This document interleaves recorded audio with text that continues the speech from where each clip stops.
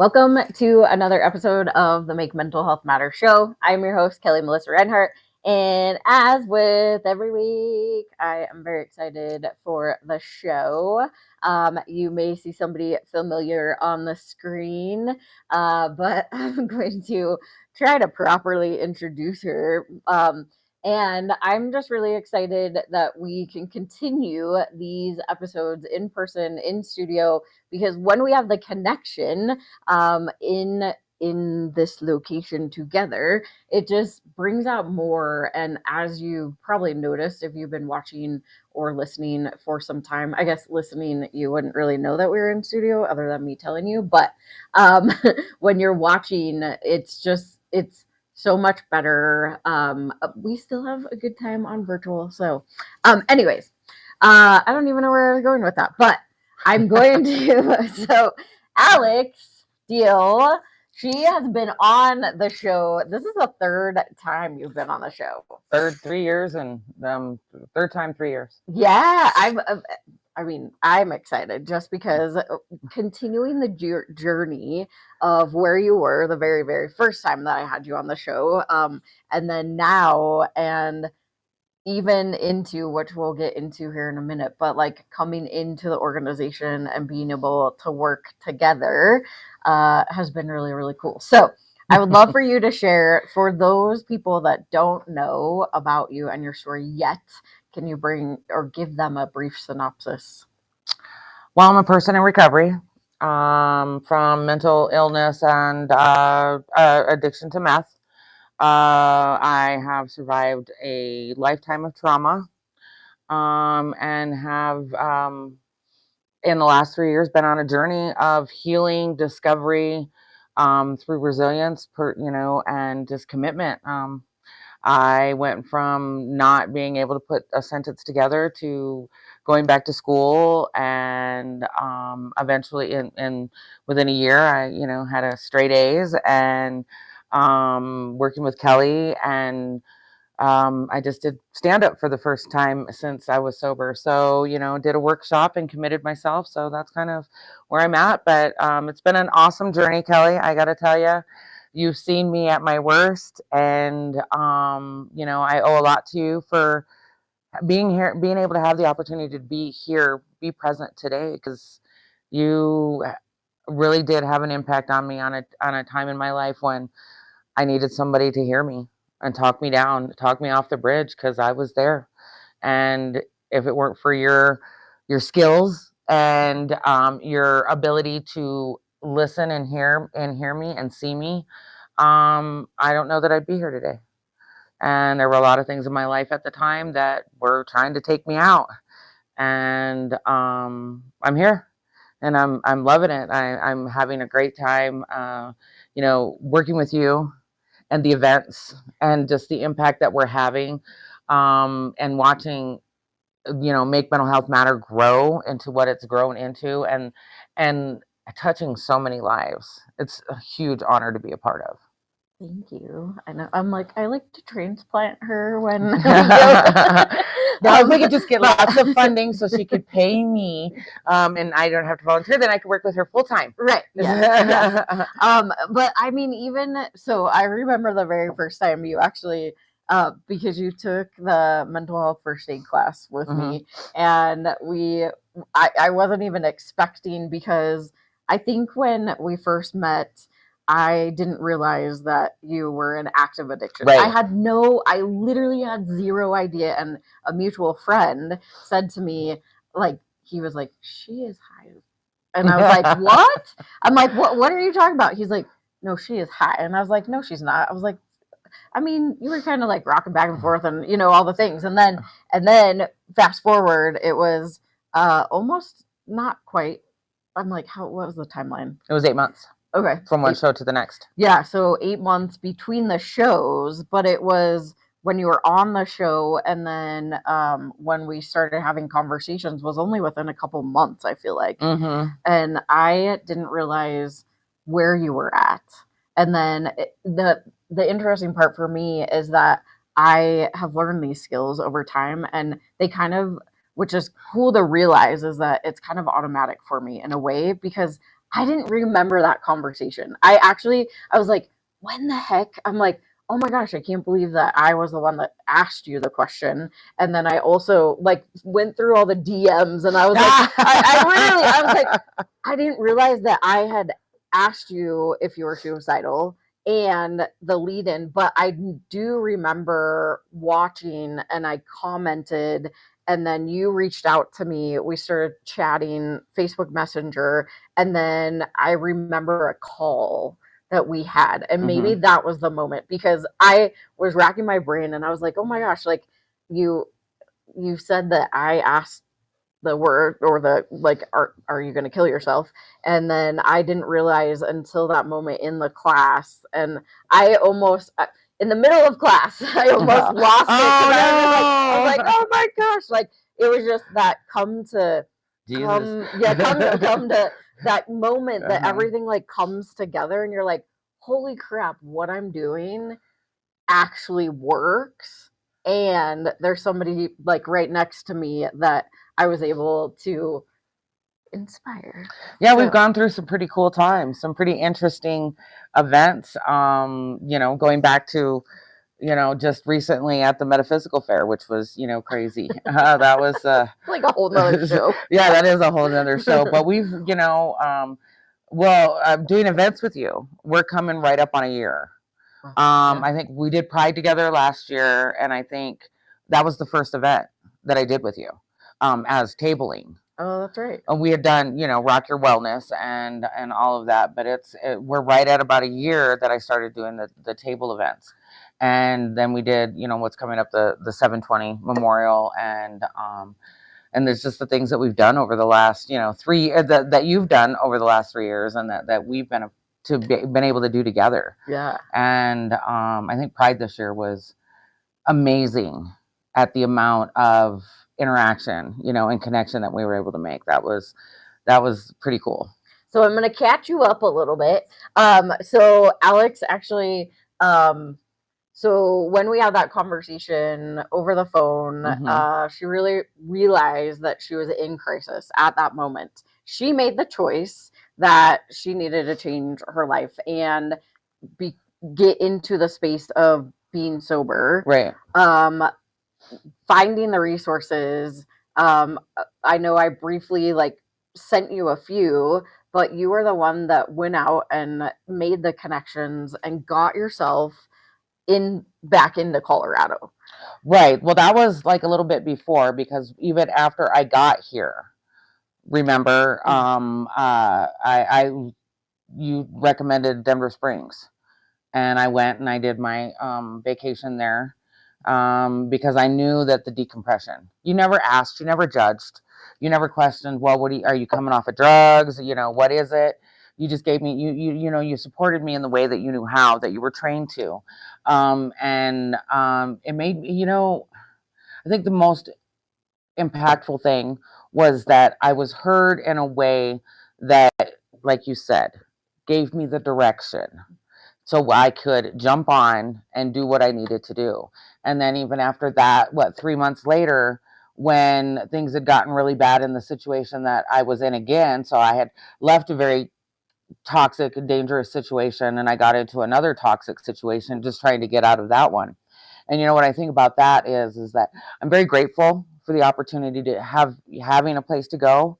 But I'm also very, very thankful for you being there to help me realize that I was not in a good place, and that I didn't have the support that I needed to be able to feel like I could. And you were there with me when I went into sober living. You were there with me when I left sober living and was on the streets for 5 days.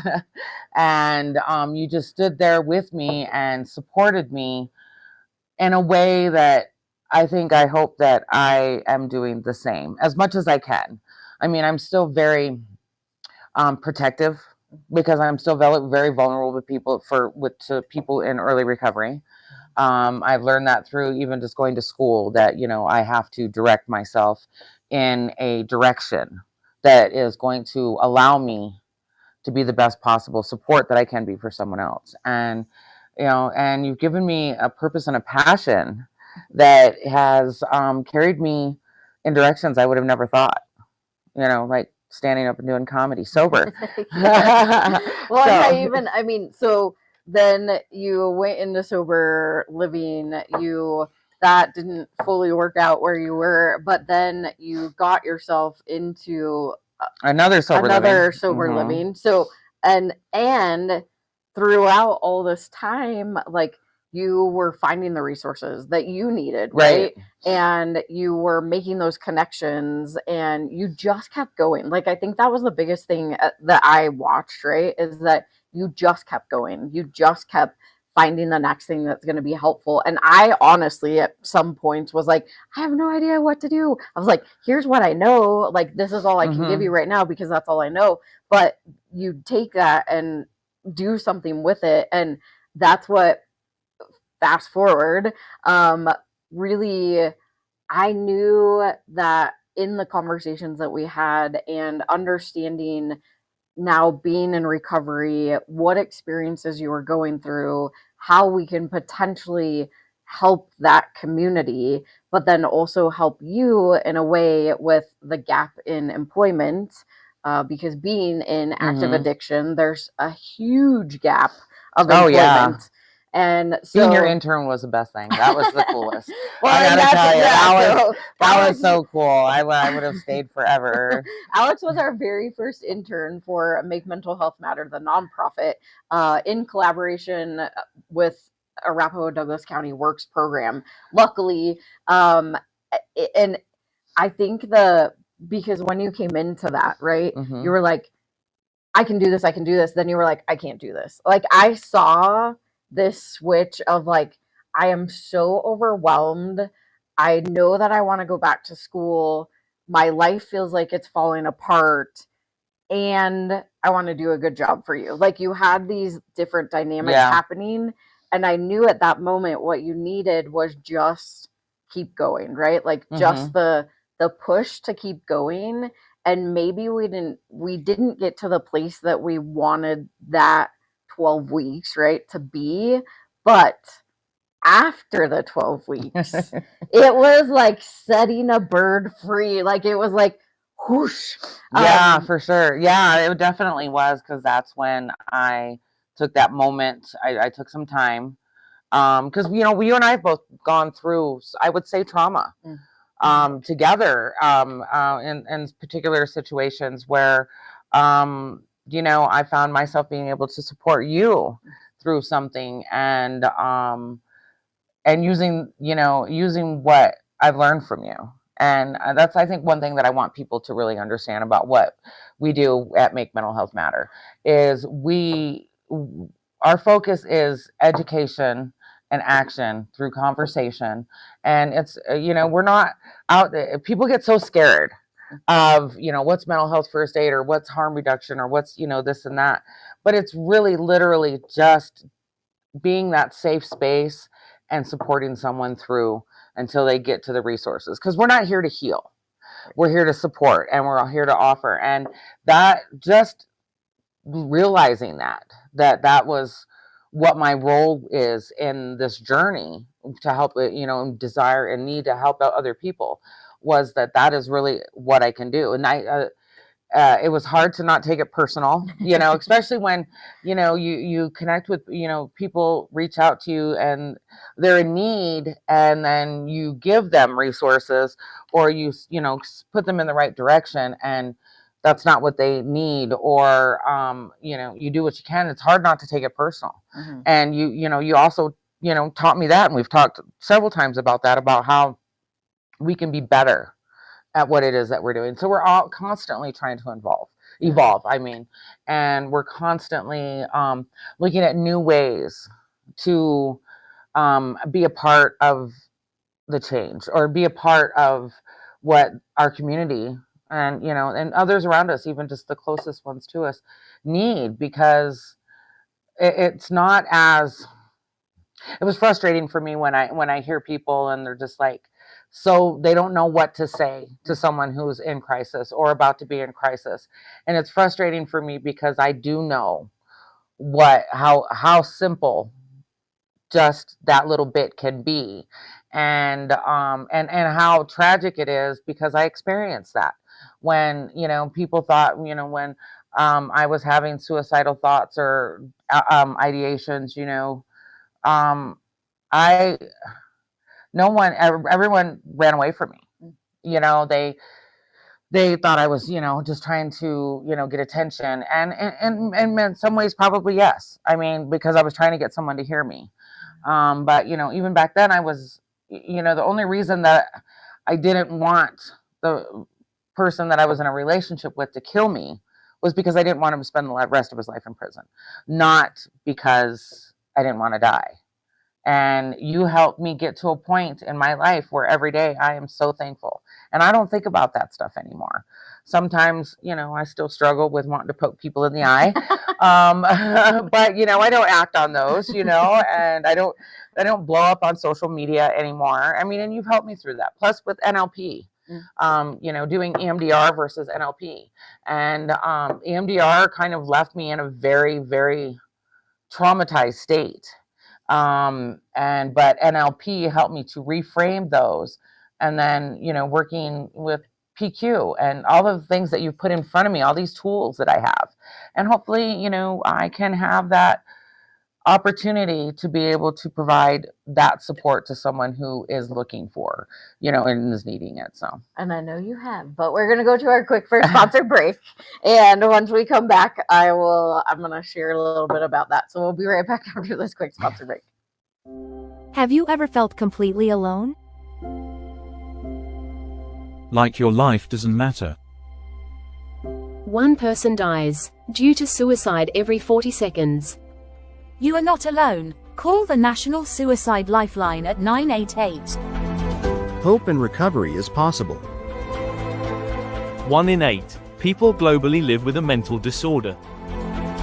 That's why empowering minds saves lives. We need your help. With only $19 a month, you help us save lives through mental health and suicide prevention education. Scan the QR code or go to makementalhealthmatter.org to sign up as a warrior for mental health today. Hi, my name is Dr. Constance Leland from Level Up Circle TV, where I elevate the world through education, one learner at a time. Join me on Fresh Takes at 9 a.m. Thursday, Pacific Standard Time on E360 TV. Have a fantastic day. Bye. Are you crypto curious? Maybe it's a little too scary for you to get involved in all this crazy Bitcoin cryptocurrency stuff. Join me, your host, Charlie Stivers of Goose Live. Find us on Achieve TV Thursdays, noon Mountain Time, where we talk all things crypto.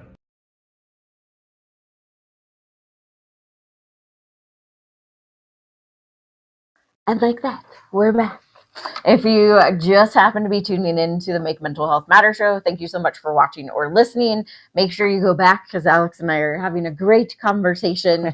Not that I want this to be, I think it's important to talk about Make Mental Health Matter and your journey, because over the past, just watching you go into recovery and then being in this place that you wanted to start working again, and then even leveling up and going back to school to help people in or with mental health. And I know you said that you wish that that you hope you can help people, which I already know, because Alex is my resource guru. If I need any resources for anybody, I go to Alex first and foremost, because you're resourceful. I know that you were in HR way back in the day. You've helped build companies, you've helped in so many aspects, but you also got into this place through addiction and having diagnosis after diagnosis. And now in this recovery space, helping people, you're making connections across the board. Half the people lately that have been on my show have come from you. Oh, wow. So, really, Joe was that connection. And anytime you go somewhere, you're always talking about Make Mental Health Matter. You're like, oh my gosh, they need to be on the show, or, ooh, we need to connect with these people. So Yes, that's why I call you my resource guru. And then also being the community outreach for Make Mental Health Matter, because knowing that the tools that we give, what we're able to offer, really truly can help people. And you are the best example of that. One thing that I want to come back to that you said too is that it's hard to not take it personal when you give resources and the person on the other end, they say they want them, but they don't, like, they automatically go into rejection. I think that's been my hardest part too. Yeah, and I understand that in a large way, and I think when acquiring resources or developing these connections and things like that, I've learned to ask those hard questions, because I've been faced with a huge list of resources, and understand how incredibly defeating and traumatizing that can be, knowing that you don't fit in that hole, in that pigeonhole that a lot of resources, unfortunately, and especially in the nonprofit space, are put in, so that they can support as many individuals as they can. And understanding those dynamics, I think, has really helped me to be more empathetic to not only the individual, but as well as the limitations of those resources, and giving me the drive to continue to find them and create those connections. Because especially, in the situation that we're in right now, with so much being taken away from mental health and behavioral health, we really need to start getting creative. And because there's going to be even more limitations for people. And that's why we need this Make Mental Health Matter, and mental health first aid and assist, and there's so many amazing tools out there that can help people be resilient through that process of, whether it be housing or trying to find therapy, or trying to find the right type of therapy, because therapy and recovery is completely individualized. And I think that's one of the things that you have helped me to learn, is the individuality of connecting with people, and not just lumping them in, okay, well, these people are mentally ill, or these individuals are suffering from recovery, or these people, and we don't lump them into, each situation is unique, and not taking it personally, because it is. But you feel like, okay, well, they're just going to reject that, because. So what I've started to do is I only give them 2 or 3. And then what I connect them with, I ask them to return to me with what came back. So, because a lot of times what you find is that there may not be able to articulate or share all of the details, because there's so much going on. So finding out that, okay, well, there's this element. So for example, if it's a mom that's looking for help to pay her bills, you have to really understand how they got there, to be able to understand what direction and what they've tried. And so I've learned to become very good at asking very in-depth qualifying questions, and also leveling up with expectations. From them. Right. Yeah. And I can't help you if you can't give me feedback, because I don't have the direct handshake right now, because things change. Or the magical crystal ball. Right, yeah. Exactly. So if it doesn't work, so I only give them 2 or 3. Or I'll ask them, have you tried this? Have you done this? What was the result? And that's how you find out more about what their needs are, by finding out why. And a lot of times it is frustrating when they just fail the process, because a lot of times it can be a timely process to get support, financial support from from resources in the community, or take time to get into a mental health provider and things like that. But being able to offer them different tools and different ways to be able to get the support it's been a learning experience, and we've learned it together. We've learned it together. So we can tell you which ones work for in a lot of cases. And it's really been fun, and it's really driven me to do what I'm doing now, as far as school is concerned, going into social work, and understanding that we need to have that that case management support as individuals that are going through a crisis or struggling with housing instability or food instability, or struggling with relationships and things like that. And it's really taught me, and I got to tell you, I get A's because of you, because you've engaged me, so I'm like a sponge now. Whereas a year ago, I struggled to write a sentence because I couldn't have my voice. And now I can share my knowledge and my lived experience. And I really do try in school to not focus directly on my lived experience, but use my lived experience as a reason to gain more knowledge, and keep going. I never thought at 55 that I would, go back to school to get my degree, but I have goals now. And then they're very attainable. And if I can be that example to other people that were in similar situations or in similar experiences, to show that you don't have to always live there, and and you can do the hard things, and you're not gonna. Failure is not the end. It's a lesson that you have to learn. And I don't see things as failures. I just see them as challenges. And using my words. That's one of the things that you have taught me very well, that and slowing down. So, yeah. Well, and I mean, the space of recovery was not a space that we had delved into. And it wasn't very welcoming at first. And we really found a tribe, I think, with the things that we connect with in recovery. Because I think we both felt that it was so rigid. Yeah. And because my recovery was so much different, than a lot of people, it was hard to find that tribe in recovery, and then find the support in the recovery. Because I think I learned early on working with you that, and I feel this very, very strongly, is that you can have mental illness without addiction, but you can't have addiction without mental illness.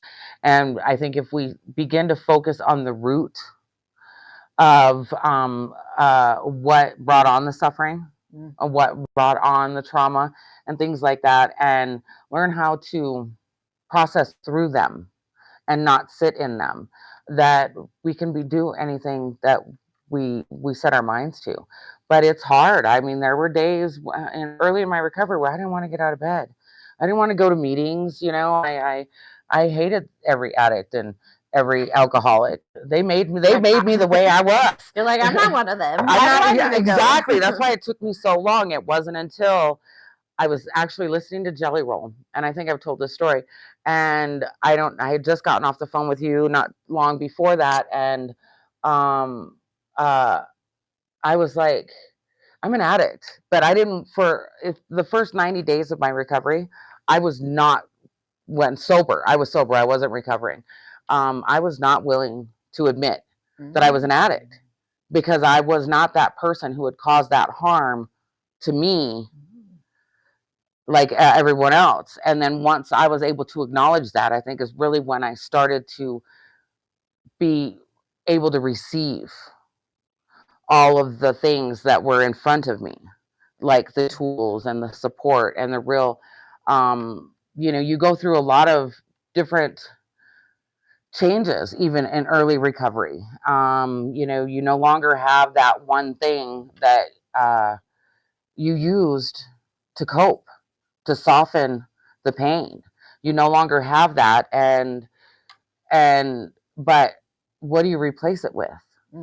And a lot of times people replace it with toxic behaviors, toxic thoughts, and you can be addicted to toxicity. I think a lot of people don't realize that, or familiar, accustomed, conditioned to only. And I know that was one of the biggest things for me in this whole journey, was I was conditioned to feel and think that everything that happened to me happened for a reason. And a lot of people will say that, well, everything happens for a reason. I struggled with that, because I struggled with being complacent, because I was so angry, I was so bitter, I was so scared. And But now I see that it happened for a reason, because the only way that I was going to be able to fight my way out was acknowledging that I was just like them in many ways. That, not by choice, but by conditioning. By, that's, we are our experiences. And I did a lot of damage, and I still have amends to make. I don't know that I've made a lot of the amends, other than, in my mind, amends is being different, doing better.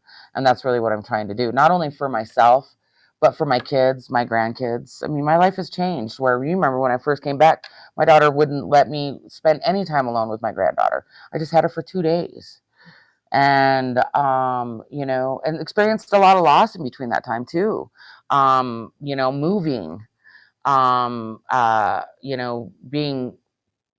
leaving 2 sober living homes, losing several friends to the fact that I'm healing and they choose to stay, or, so many things that I think that people fail to realize when it comes to recovery, that every day is a new day. And the hardest thing for that day for many people is just to believe that they're worth it, and that it's possible, because we've lived our whole lives in this insanity. That's doing something so unfamiliar makes it very difficult to receive the good things that are in front of us. Yeah. And so it takes time, but it's been awesome. There's so much more to do. We have so much more cool stuff to do. We do lots of cool stuff. Fun stuff. Yeah. If you're ever out and about, coming to festivals or whatever, where we're at, we do the best stuff. We have the best time, and we have the best team. We all are very passionate about making sure that the tools are, people know about the tools, the things that are there to help save each other, because, we live in a society today that things are very dark.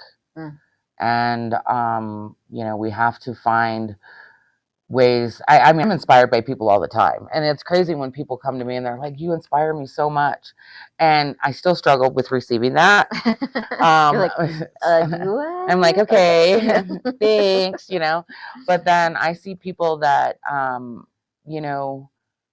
have gone through so much more challenging things than I have, but still have that kindness and that desire to want to be a part of helping their community, or, people around them. And I am very blessed to be surrounded by such an amazing community, not only just with recovery through, the things I've been able to connect, the people I've been able to connect with, and advocates for recovery, and just the cool events that we've been able to create, and just not ever being scared to talk about mental health. Amazing. And now I learn about mental health all day long. All the time. Yeah, cool. We're going to go to a quick last sponsored break. And then once we get back, I have a thought that popped into my head. So we'll be right back after this. 1,917 people die daily from suicide globally. I lost my middle sister, Carrie, to a completed suicide on February 20th, 2017. How does Kelli, host of the Make Mental Health Matter show, impact lives?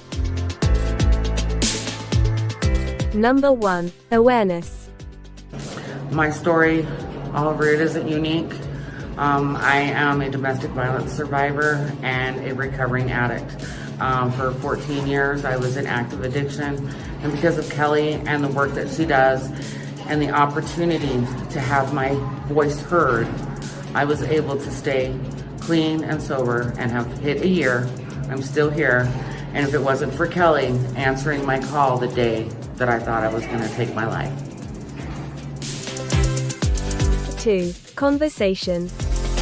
I'm curious, and I know that I've heard a lot in the BIPOC community, it is very hush-hush. It's like one of those things that you don't talk about. Like, you literally feel like it's not a conversation you can have. So can you talk a little bit more about that? First, shout out to Kelli, because I'm glad that she asked the question. I researched you before I went on your show, and I saw how real and authentic you were. And I just appreciate the question because it is different, and we have to have tough, courageous conversations.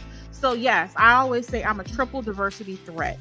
I'm a Black woman with multiple disabilities. Now, I'm not really a threat, but to other people, I may be, because people fear the unknown and what they're uncomfortable with. Number 3, education. Kelli's passionate commitment to mental health awareness is a beautiful thing.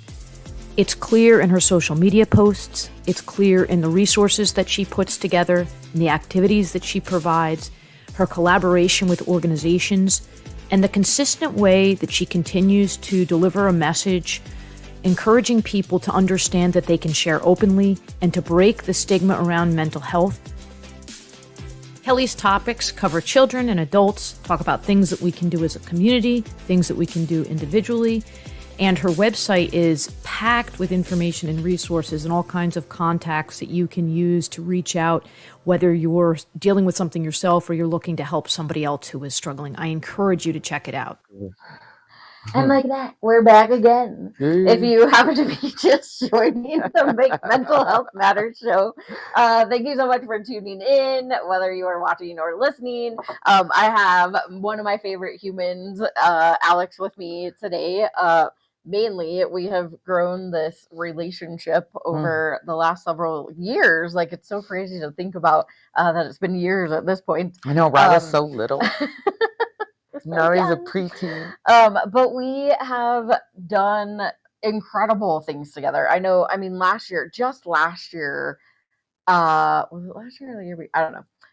We did like 28 vendor events. Oh, yeah. I know you were there for a good chunk of those events with me, and being able to just see like what Make Mental Health Matter does. I mean, we made that transition from BCC Evolution to Make Mental Health Matter, and then really utilizing your degree that you're now getting in social services, but now having a mental health focus, and then stepping in most recently to comedy, because the confidence that you have really stepped into and exude at this point is incredible. So I want you to acknowledge that you have, I mean, how much you have grown since, I mean, just even you and I met, but also coming back just a little bit, because you said something that we are our experiences.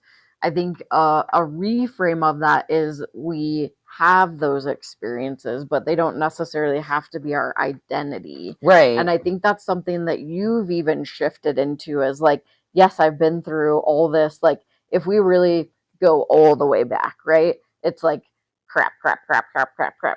And then leading into, oh, wow, I have choice, and I can be a better person, and I can make connections, and I can go back to school, and right. So now you have all these ands and these new experiences that you're able to create that, yes, they are part of your identity, but they don't necessarily identify who you are. Right. I think changed the narrative. Yeah. I think I changed the narrative, because I used to just, used to spend a lot of time imposter syndrome and self-sabotage. Oh, I saw that. Yeah. I was like, I would just sit there on the phone and just listen. I know, and I would I would listen. Yeah. And you know, I had to take a time to acknowledge the experiences that I went through, because denying them was blocking my healing. Because I always thought none of that's really affected me until it really did. And being accountable for who I am today, and I'm the one who, I mean, I have a lot of people that I can graciously thank for being there, for supporting me and helping me along the way. But I was the one who got up in the morning. I was the one who applied for school. I was the one who, had that conversation or reached out to that resource, or, I did that. And because I know that even though my experience had shaped the instability that I had had in my life, I knew that I had to turn those experiences into something that was more beautiful. I mean, and to show people that no matter what you have faced in the past, it's in the past. And yeah, there is that muscle memory of trauma. We all understand that, or most people do. But once I started to learn to receive, and not be arrogant about it, and start to receive just all of the messages and the support, and the, I don't want to say accolades, because it's really, but just people giving me those high fives and doing great. People used to do that on me all my life, but I never believed it, because I had this internal dialogue that was going on in my head that it was never ever going to be good enough. And once I put that aside and stopped worrying about that internal dialogue, and that was all lies and all bullshit, I was able to really start to receive, and I let go. And it's just, and because my friend, I have a dear friend, and she's all this time she's taught me breathe, and she always gives me these mindfulness things and stuff like that, and I'm like, I am fucking breathing. And but because I chose to make these changes in my life, because if I didn't, I wasn't going to survive, because the illness would have taken my life. You can't really OD on math, but maybe nowadays. But it would have taken my life, because I would have taken my own. And it's so awkward sometimes to think that there was a time when I woke up and wished I hadn't. And now the only time I wish I hadn't is when I don't get that much sleep, and then I'm just like, I just want to go back to bed, but I still get up and I still, fight. And and it's not all rainbows and, and unicorns all the time. There's always something that I can be working on, and I do. And but the resilience came, I think, from my experiences. Yeah. Because I survived 52 years, it felt like, in constant chaos. And now chaos is not a part of my life. I'm busy and I manage everything, and I do a really good balancing, but there's no chaos. It's so cool. That's I'm awesome. Just like, yeah. Other than the little dog things every once in a while, but even that's getting better too. Well, well, when you rescue a dog and they don't tell you that he has emotional dysregulation, and you have emotional dysregulation yourself, right? I was like, I wasn't ready, but poor Freddie, he's such a sweet boy. He really is. It's just those moments when he's around other people that he loses his mind. I know exactly what that's like. Like, I didn't do that, I promise. Yeah, right. I'm just like this, and then I have to have that feeling for him. I'm just like, oh, I know what it does. I know what it's like to not know peace, and now I know peace, and I struggle with understanding him. You're like, man, like, I see it. Okay, I get it. I get it. I'm like, how do I make it better for you? You poor thing. I love you. You're so cute. Oh my God, you're unhinged. And he's totally the cutest dog in the world, but he has to have a muzzle. It totally takes away from the little floopy look. Oh yeah, yeah. You're like, you're not as cute. No, just kidding. No, he's very, very cute. Yes. He's got some struggles, and we're working on him. It's funny when I learned that really what he needed was to find that peace, so that he could understand that feeling, so that he could seek that more. It made so much sense, because I was like, that's where I was. I was a little unhinged dog for a good part of my life.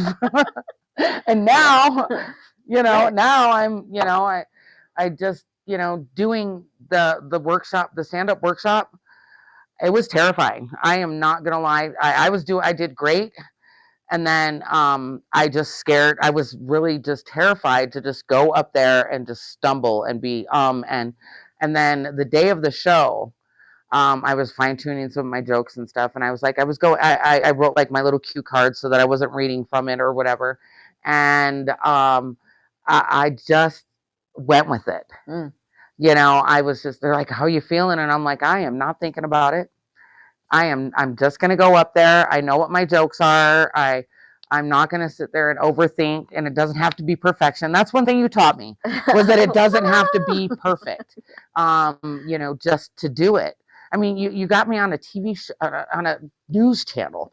that was one. That wasn't that was actually when I was in between sober houses, remember? Mm-hmm. And which was crazy to think, and then getting my own place, and then that turning into I handle it, and each thing, before, everything was a doomsday. And now, because I have put that energy, that focus, that strength, that energy into, I don't know how to explain it. It's like a superpower now, and not in an arrogant way, but it's what I use. Okay, well, I've been through that. And that's what I tell people, is that the important thing when they say, man, I've been through a lot. And I go, the important thing is that you've been through it, that you're through it. You don't have to be in that place. And 3 years ago, I thought that was the only place I was meant to be. And now I'm able to see that. And I want other people out there, very, very important. This is something that I'm very passionate and purposeful about, is find your tribe. Find the people that are going to support you in the way that you need to. Not always the way that you want to, because not everybody is going to give you the answers that you want to hear. But that tribe that you need, that tribe that you're going to be able to find that support, that you're not going to be alone, because I spent a lot of time in my early recovery alone, and that was the hardest place, especially for someone who'd never been alone. That was the hardest place. And now I don't consider it, I'm just by myself. Because dating is such a challenge nowadays. And which is a whole nother show. That's a whole nother show.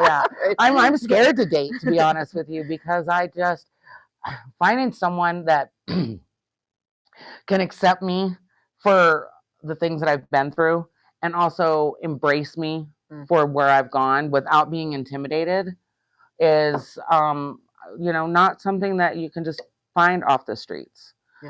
Through a dating app or something like that. It's about connection. They do have, I did just notice recently, and maybe it's something that somebody told me, but they have like sober dating community. They have Lucid and stuff like that. And I want firemandating.com. Everyone tells me not to want to date a fireman, but I'm like, that's not been, I have to check it off of my list. The next thing I'm going to do is, I'll probably not bungee jump, but parasail. Okay. Because, parasailing is fun. It's really fun. Over water. Well, Not over mountains. I did it in the Virgin Islands. Is that hang gliding that's over mountains? Probably. When you jump off a cliff? Yeah, that's hang gliding. And we're not going to practice jumping off cliffs. I want to be risen to the air on a boat. Yes, and if you do it in the Virgin Islands, it's even better. Yeah, that's where I did the very first time I ever parasailed. I would love to go to the Virgin Islands. I've got some trips to do. Yep. I think that, all of this, really, it's been incredible watching your journey and being able to be a part of it, but also having you be a part of the nonprofit, and really launching the nonprofit in the recovery space, which has been really huge for us also, because how I didn't fully connect the mental health with substance use, right? It just wasn't in my atmosphere at that moment. And now it's almost become another identity of the nonprofit, because we've found the amazing collaborations with Advocates for Recovery and Second Chance Comedy, right? Vaughn was on last week and we talked about Second Chance Comedy, which Joe was on, and then you were able to do the comedy showcase through, which was awesome, by the way. You did a great job. It was so much fun. But stepping into the confidence and building the community, the tribe, the people that surround all of us, it's not just, we kind of sometimes isolate, but it's also really cool to acknowledge where you've come from and utilizing. I think that's so cool that you just said utilizing your experiences as your superpower, because that just levels the confidence up and the impact that you really truly are making on other people. And I know there may still be those moments that you have where you slip back in, but those don't happen nearly as often. Or for as long. Yeah. I don't sit there.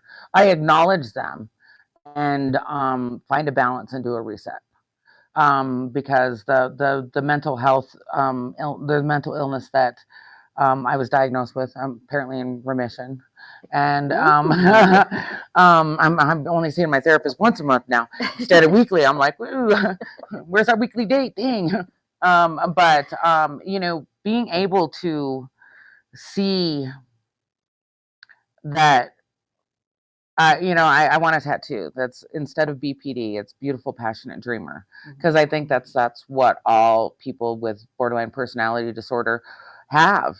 They're beautiful, passionate people, and they're just stuck in these behaviors or those habits or these personality challenges that have developed over years. And you know, BPD is one of the it doesn't have a clinical treatment. There's no clinical treatment. It's, you know, you're a guinea pig from day one. And compared to the medications that I was on then and raw dogging it through right now, you know, and then getting diagnosed with ADHD and going, oh, yay. And just add another acronym to my medical file. And, but not letting any of those things. I mean, my health was horrible when we first met. And now I'm on no medications. I don't walk with a limp anymore. You know, I would love to quit smoking. That is the challenge.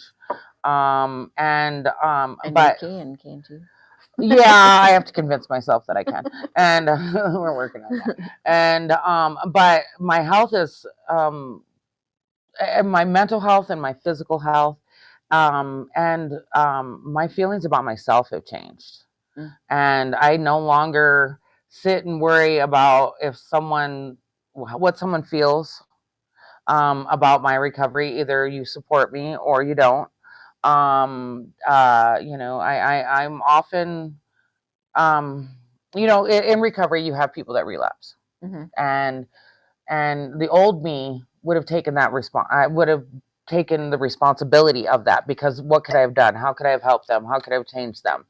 And now through, you know, going back to school and also learning from you how to have that conversation with people, I can support them in a way that doesn't hurt, you know, is not detrimental to me.